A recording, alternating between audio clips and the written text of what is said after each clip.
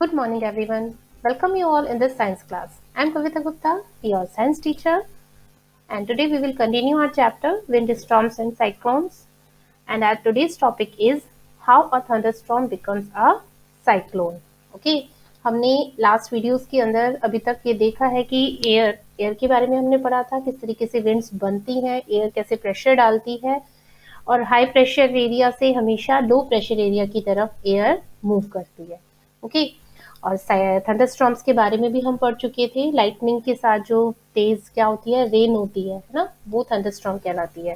तो ये thunderstorm cyclone में किस तरीके से चेंज होते हैं, क्या रीजंस होते हैं जिनकी वजह से साइक्लोन्स आते हैं, और क्या क्या सेफ्टी फीचर्स हो सकते हैं उस टाइम पर जो हम ले सकते हैं साइक्लोन के टाइम पर। ओके, तो ये हम आज इस चैप्टर के अंदर पढ़ेंगे। Okay, so let's start the chapter. You know that water requires heat when it changes from liquid to vapor state. Okay, हमें पता है कि जो वाटर की स्टेट्स होती है वो चेंज होती रहती हैं सॉलिड, लिक्विड एंड गैस के अंदर। जो सॉलिड होता है वो उसको जब हम हीट करते हैं, गर्म करते हैं, तो वो वाटर में चेंज होता है। और जो वाटर से अगर हम उसको और गर्म करते हैं तो वो वेपर्स में चेंज हो जाते हैं, है ना। तो उसके लिए क्या होता है, उसे एक हीट की जरूरत पड़ती है। Does the water give back heat when vapors condenses into liquid?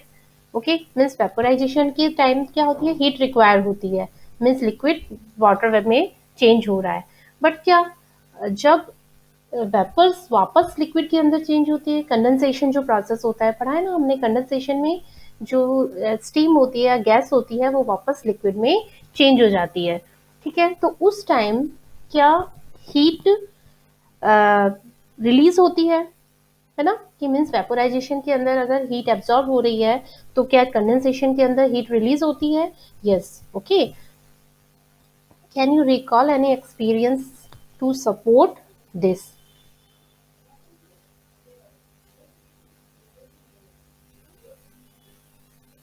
Structure of a cyclone, देखिए किस तरीके से साइक्लोन बनता है। The centre of a cyclone is a calm area. Okay, it is called the eye of the storm. Means जो cyclone होता है, cyclone का जो सेंटर एरिया होता है, बिल्कुल बीच में जो होता है, सेंटर पॉइंट होता है, वो क्या एकदम कैसा होता है, वो शांत होता है ना। मीन्स वहां कोई किसी भी तरह की बहुत तेज हवाएं नहीं होती, वो एकदम काम एरिया होता है, बिल्कुल शांत एरिया होता है। और उसे हम बोलते हैं eye of the storm. Means storm की क्या बोलते हैं उसको, आई, एक तरीके से सेंटर पॉइंट होता है वो। A large cyclone is a violently rotating mass of air in the atmosphere. और उसका जो साइक्लोन का जो बाहर का आउटर पार्ट होता है, उसमें क्या होती है, बहुत तेजी से हवाएं रोटेट होती रहती है। 10 to 15 किलोमीटर हाई, कहाँ तक हो सकती है उसकी रेंज? 10 से 15 किलोमीटर तक, है ना, उसकी स्पीड हो सकती है। The diameter of the I varies from 10 to 30 kilometre. और कितना एरिया ये कवर करती है? 10 से लेकर 30 किलोमीटर, 10 to 30 किलोमीटर तक का एरिया। मीन्स उसके रेंज में जितनी भी चीजें आती हैं वो उसको अपने किसमें ले लेती है, अपने ग्रिप में ले लेती है। It is a region free of clouds and has light winds. ठीक है, ऐसा रीजन होता है जो क्या होता है, इसमें क्लाउड्स नहीं होते हैं और बहुत हल्की हवाएं होती है। Around this calm and clear eye there is a cloud region of about 150 kilometer in size. Okay, ये किसका एरिया बताया? आई का एरिया बताया। मीन्स जो सेंटर होता है उसका वो 10 से 15 किलोमीटर तक हाई होता है, और वो कितना रेंज होती है उसकी? 10 से 30 किलोमीटर तक रेंज होती है। उसके बाहर का जो एरिया होता है कितना? लगभग 150 किलोमीटर। ठीक है, उसमें बहुत ज़्यादा क्लाउड्स होते हैं रीजन के अंदर, और उसके अंदर जो विंड्स होती हैं उनकी स्पीड कितनी होती है? 150 to 250 kilometre per hour. Okay, means उसके बाहर जो हवाएं चलती हैं वो कितनी कहाँ तक होती हैं? उनकी जो स्पीड होती है वो 150 से 250 किलोमीटर की एक घंटे के अंदर। मीन्स एक घंटे में वो 150 से 250 किलोमीटर स्पीड मतलब एरिया कवर कर सकती है, डिस्टेंस कवर कर सकती है। तो इतनी उनकी स्पीड होती है।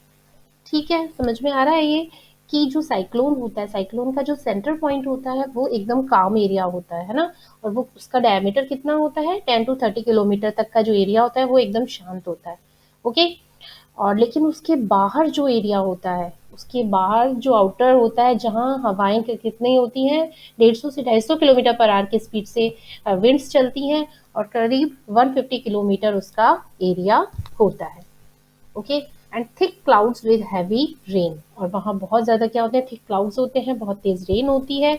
Away from this region the wind speed gradually decreases, और उसके बाद जो होती है, उससे भी आउटर पे अगर हम जाएं तो वहाँ पर वापस से जो हवा होती है, विंड की स्पीड होती है, वो धीरे धीरे कम होती जाती है। The formation of a cyclone is a very complex process. A model is shown in figure 8.11। ठीक है, मीन्स इसका जो फॉर्मेशन होता है साइक्लोन का, बहुत ही कॉम्प्लेक्स प्रोसेस है ये। ठीक है, बट थोड़ा सा सिंप्लीफाई करके आपको इसमें थोड़ा बताया गया है कि किस तरीके से ये बनता है।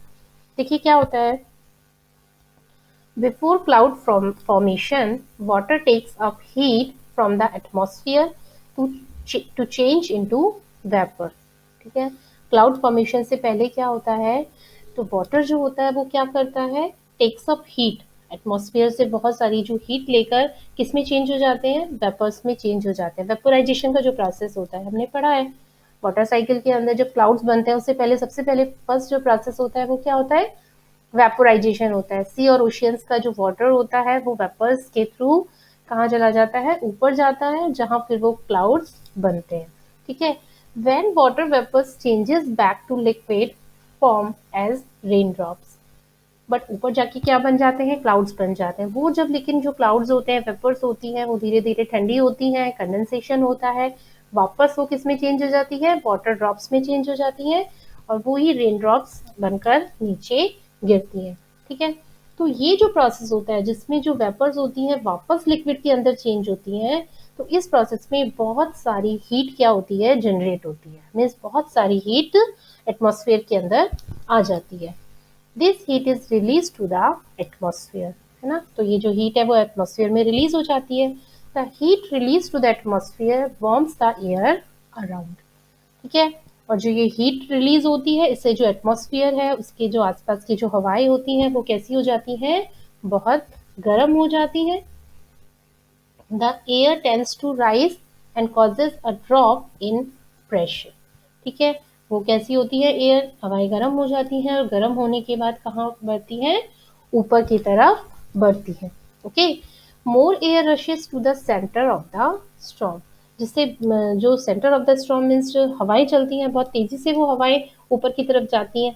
ठीक है, तो वो हवाएं क्या होती हैं, तो वो धीरे धीरे क्या होता है कि स्टॉर्म में चेंज हो जाती हैं, और वो जो सेंटर पॉइंट होता है, मीन्स हवाएं जहाँ से ऊपर की तरफ जा रही है, तो नीचे क्या बन गया, एक लो प्रेशर एरिया बन गया, तो बाहर से बहुत तेजी से हवाएं वहां सेंटर की तरफ आकर गिरती हैं। ठीक है, more air rushes to the center of the storm, this cycle is repeated, तो ये जो प्रोसेस है वो चलता रहता है। the chain of events ends with the formation of a very low pressure system with very high speed winds revolving around it। okay, जिससे क्या बनता है, एक रीजन ऐसा बन जाता है जहां बहुत ही ज्यादा लो प्रेशर हो जाता है, और आसपास की जो हवाएं हैं वो उसमें अंदर की तरफ बहुत स्पीड से आती है। तो जिस तरीके से ये, और ये प्रोसेस रिपीट होता रहता है, तो बहुत तेजी से हवाएं चलती रहती है, जिससे क्या होता है, सेंटर में तो एक लो प्रेशर एरिया बन जाता है जो काम एरिया होता है, जिसे हम बोलते हैं आई ऑफ द स्टॉर्म। ठीक है, और लेकिन बट उसके आसपास जो बाहर की तरफ है वो बहुत तेजी से हवाएं चलती रहती है। It is this weather condition that we call a cyclone, यही वो वेदर कंडीशन होती है जिसे हम क्या कहते हैं, साइक्लोन कहते हैं। Factors like wind speed, wind direction, temperature and humidity contribute to the development of cyclone। okay, means अभी कोई साइक्लोन बनता है तो ये जो सारे फैक्टर्स हैं जो उसको साइक्लोन के फॉर्मेशन में हेल्प करते हैं, कि विंड की स्पीड होती है, डायरेक्शन, टेम्परेचर, ह्यूमिडिटी, ये सारे ही फैक्टर्स साइक्लोन को बनने में क्या करते हैं, हेल्प करते हैं। ओके, तो देखिए कि ये है आप साइक्लोन का एक तरीके से ये मॉडल बनाया हुआ है ना। ये तो होता है बीच का एरिया, है ना, आई ऑफ द, जिसको हम कहते हैं, यहाँ पर ज़्यादा तेज़ी से हवाएं नहीं है, बट इसके जो बाहर का एरिया होता है, ये यहाँ पर बहुत तेज़ी से, ये आई दिख रहा है ना, ये आई, तो ये तो सेंटर पॉइंट है कि यहाँ हवाएं बहुत ज़्यादा तेज नहीं होती हैं, धीरे धीरे होती हैं, बट इसके आसपास ये दिख रही है, ये जो चल रहा है साइकिल से बन रहा है ना एक एक, नीचे से यहाँ से देखिए ये हवा इस तरीके से चलती रहती है, यहाँ से मूव हुई, यहाँ से इस तरीके से, ये पूरा आपको जो सर्कल दिख रहा है ये क्या होती है, बहुत तेज स्पीड में होती है। ये दिख रहा है 200 है ना, इतनी ज्यादा इनकी स्पीड होती है हवा की।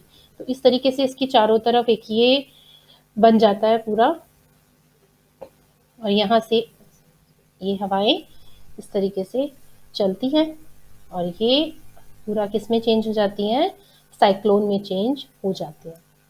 ठीक है, ये डायरेक्शन है इन विच द साइक्लोन मूविंग, ये आगे की तरफ बढ़ता रहता है। ये एरो दिख रहा है ना, ये एरो है, ठीक है, यहाँ से ये बनना शुरू हुआ और इस तरीके से ये जो साइक्लोन है ये इस तरीके से यहाँ आगे की तरफ इस तरीके से बढ़ता रहता है। ओके,